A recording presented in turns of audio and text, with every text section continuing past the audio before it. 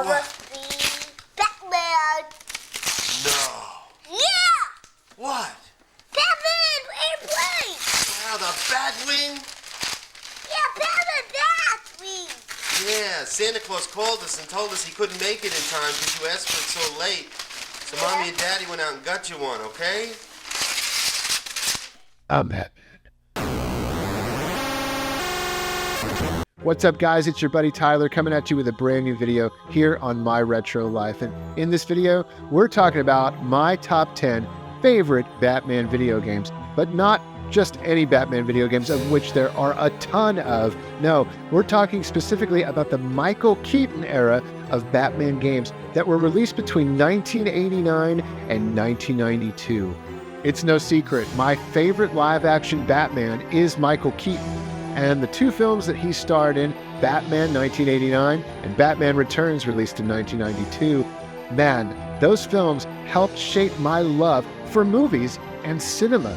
A multitude of gaming consoles back in the day saw a Batman video game released in this era of Michael Keaton movies. And so there's a ton of Michael Keaton era Batman video games. And let's go ahead and jump into my number 10. Coming in at number 10, it's Batman Returns for the Nintendo Entertainment System. Now, Konami got their hands on the Batman franchise around this time, and Batman Returns on the NES is actually more of a watered-down version of the Super Nintendo game, but the NES game actually is its own game. It really does feel like its own thing. The reason why I like this game so much is that it's an NES beat-em-up, and man, I don't know, there weren't a whole lot of NES beat-em-ups. Off the top of my head, you've got the Double Dragon series and maybe Mighty Final Fight, River City Ransom. There aren't a whole lot of beat-em-ups compared to the 16-bit era of games, so it's cool to count this as another 8-bit beat-em-up from the time. I always found this one to be fairly difficult. It's not the easiest beat-em-up. In fact, it's kind of a convoluted extra lives system within it. You really have to play it to understand, but it's stuff like that that kind of takes it down a notch for me. But overall, it's a very enjoyable game, faithful to the movie, and you can't help but love the Konami soundtrack. Coming in at number 9, it's Batman on the PC Engine, otherwise known as TurboGrafx here in the States. Now, this game was only released in Japan. It never saw a release in America or elsewhere. I think it was only released in Japan. And this was a title that I first discovered through emulation. After I booted up the ROM on my TurboGrafx emulator, my jaw hit the floor. I couldn't believe I was playing another version of Batman 1989, but this time on the TurboGrafx. It's another Sunsoft. Sunsoft developed all of the Batman 89 games around this time period, and it's just crazy that they took a more Pac-Man maze-like game genre for this version. I love this game, I really do. To me, the TurboGrafx had so many great puzzle games and maze games like this, including Bomberman, where the Bomberman series truly originated, for me at least, on the TurboGrafx. And I just love games like this. And really, to put Batman in a genre like this, I'm sure most people are like, why would I ever want to play a Batman puzzle maze, Pac-Man kind of game? I love it. It's such a cool hidden gem. I highly recommend you check it out. Coming in at number 8, it's Batman the arcade game, released in 1990 by Atari. Atari made this game. It was a coin-op arcade exclusive. This did not come home to home consoles. What was really cool about this one was just how closely it followed the 1989 film.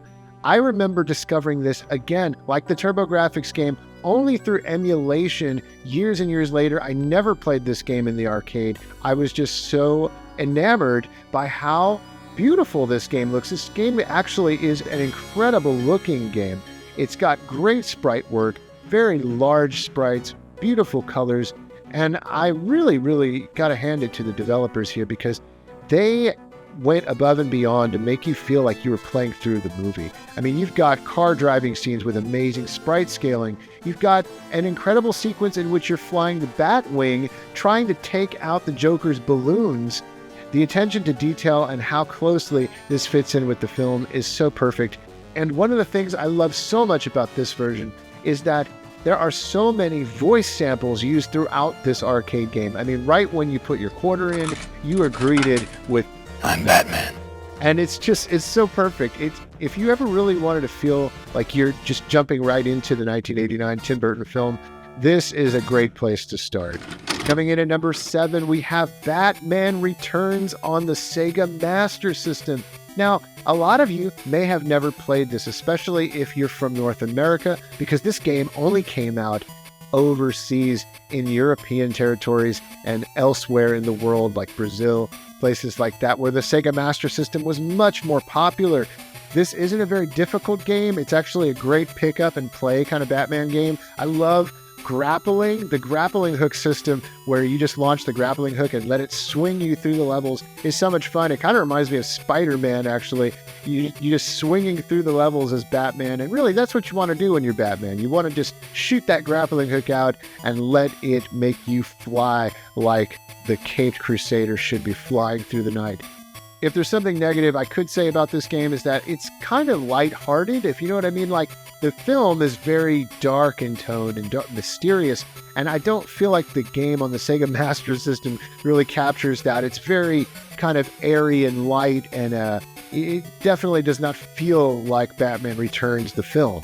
And I think that some of the later entries that you'll see on this list capture the film atmosphere a lot better. Coming in at number 6, it's Batman on Game Boy. Now, Sunsoft did a remarkable job developing this game for the Game Boy, which was brand new hardware when it came out. Honestly, this was one of the first games released on the Game Boy, and it kind of shows. It feels like a primitive Game Boy title.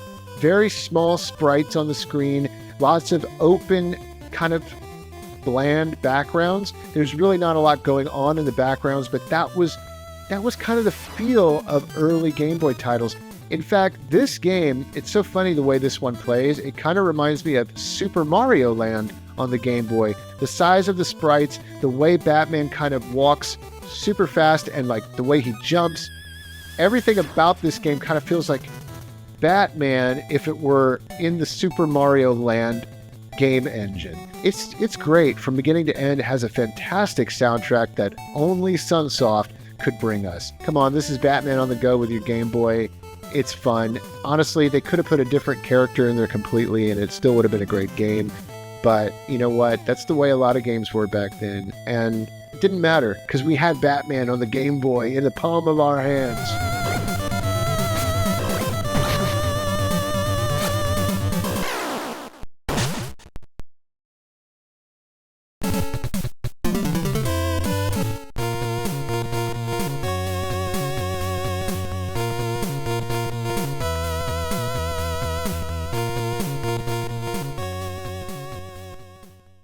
All right, guys, we've reached the halfway point. You hanging in there? Well, hang in there a little bit longer because Gotham needs you.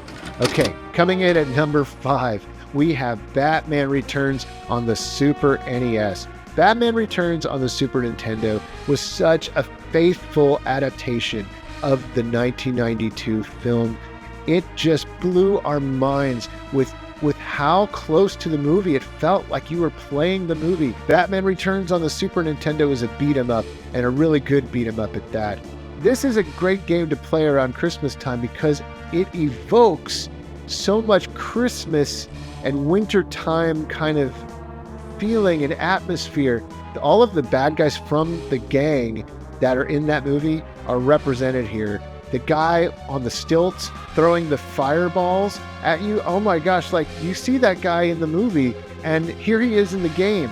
Oh, and don't get me started on the motorcycle guys with the giant skull helmets as they whiz by. That is taken right out of the film as well. No other film adaptation back then that I can really remember at the time made me feel so much like I was playing the movie. I would oftentimes watch Batman Returns, the film, and then immediately go and play the game for an extra dose of just Batman Returns fun. I wish somehow it was 2-player. That would be great even if it was a different colored Batman, something like that. Obviously, suspension of disbelief. It would be cool to have this game be a 2-player game because a beat 'em up needs to be 2 players if you ask me. But as it stands, fantastic game. And that's why it's at number 5 on the list. Coming in at number 4, it's Batman Return of the Joker on the NES. Now, some of you might be thinking, wait, why are you putting this on the list? This isn't a Michael Keaton game. Well, it kind of is if you ask me. This game has probably, in my opinion, the greatest graphics of any Nintendo Entertainment System game. Regular NES, the original Nintendo, never looked so good. I remember when I first got this game, it was a second-hand purchase, and I couldn't believe what we were looking at. It should receive tons of accolades for being such a groundbreaking, hardware-pushing game. It's such a beautiful game to look at with all the parallax scrolling, the incredibly large sprites, the attention to little details and animations in the background. Now, this is another one of those Sunsoft Batman games that kind of takes a weird turn where you're not punching bad guys, you're shooting bad guys, kind of like they did with the Game Boy game. And I'm okay with that because Batman always had a grappling hook. He always had gadgets and stuff like that. So it kind of fits. And it doesn't matter though, because the gameplay here is fantastic. You'll hear a lot of people say that Sunsoft did the greatest music on the NES. Well, I'm one of those people who believe that. And Batman Return of the Joker will make you a believer too. The thing that brings this game down from being a true classic on the NES is the gameplay and maybe the difficulty curve. It's a very difficult game, especially when you get into the later stages. And so for that, it's kind of not an NES classic, but I still love it, and it's so close to being perfect. If they just tweaked the gameplay a little bit more, I think we would have had maybe a perfect Batman game. Coming in at number 3, it's Batman Returns on the Sega CD. For me, when I play Batman Returns on the Sega CD, I usually go to the options menu and change the gameplay to be driving sequences only. This allows you to play this as its own game without that horrible Sega Genesis version attached to it. The driving sequences are what make this game. It was such an amazing game to witness and see back in the day when this came out. To be able to play a game with this amount of amazing arcade-style racing action on your Sega CD at home, you really didn't see anything like it. It was so fast-paced, too. I mean, games didn't run this well back in 1992. You got to understand, games did not run this well on your home video game console. This truly felt like taking a piece of the arcade and bringing it home. The music, the soundtrack by Spencer Nielsen was such a beautiful soundtrack that really it evoked the original Danny Elfman film score, but it made it its own thing. And in some ways, it sort of rivals Danny Elfman's film score. I remember when my dad first heard this game and we played it for the first time, I remember him actually putting the Sega CD disc into our audio CD player. And of course, you have to skip track 1.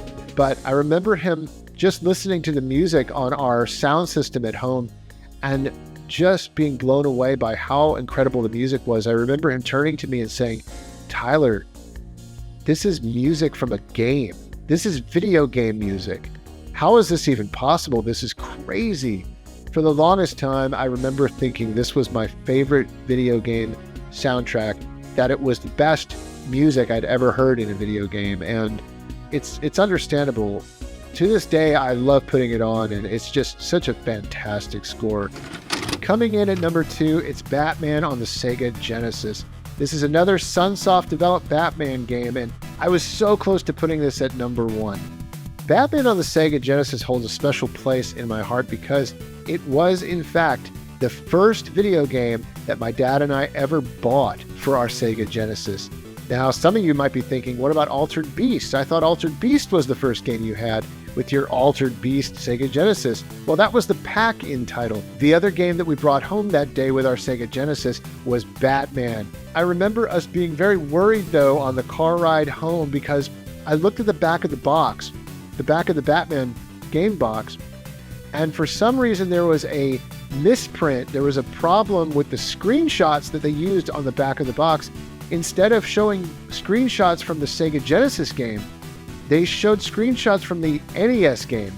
And so this, these 8-bit screenshots were on the back, and I remember turning to Dad and going, "Wait, it looks like the same game. It's not 16-bit. There's no graphic improvement here because of that mistake. Basically that problem that they had on the back of the box where they put the NES game screenshots, and we got really worried in the car. And so thankfully, when we booted it up at home on our Sega Genesis, it was a brand new, incredible looking game. It just graphically and sound, in the sound department, graphics department, it just blew away the NES game. And it really ushered in that feeling of, we really have evolved. We've gone into the next generation. This is 16-bit graphics.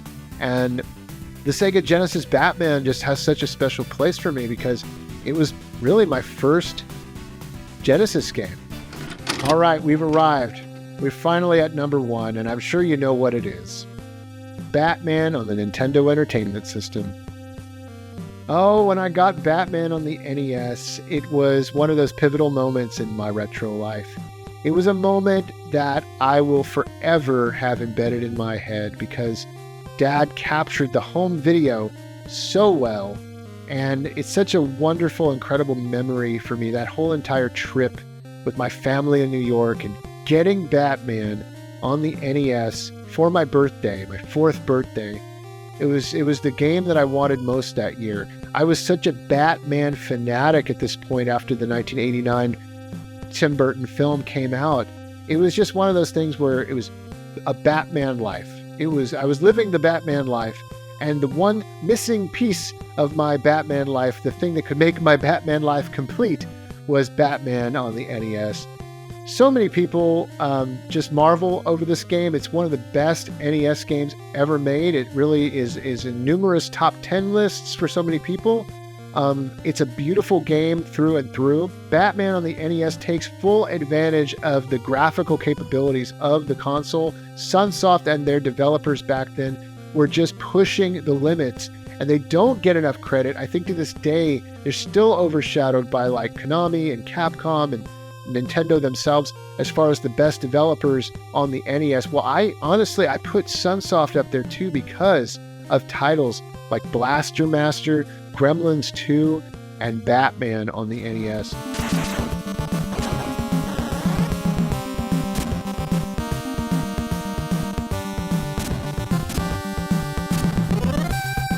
Well, there you have it, guys. There's my top 10 Batman video games released in the Michael Keaton era. Really, this is my favorite era of Batman. It's the one I'm the most nostalgic for, and it's the one that I grew up with. I mean, when you had games like this and movies like the Tim Burton films, I mean, how could you go wrong? I mean, really, to me, it is the best Batman era.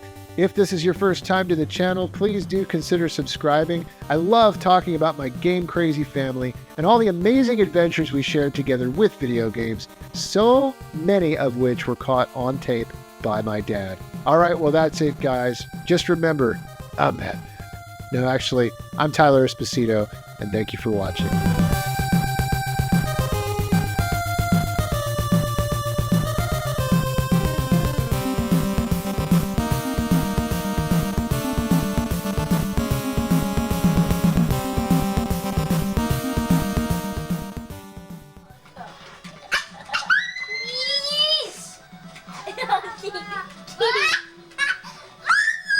Ooh, this guy.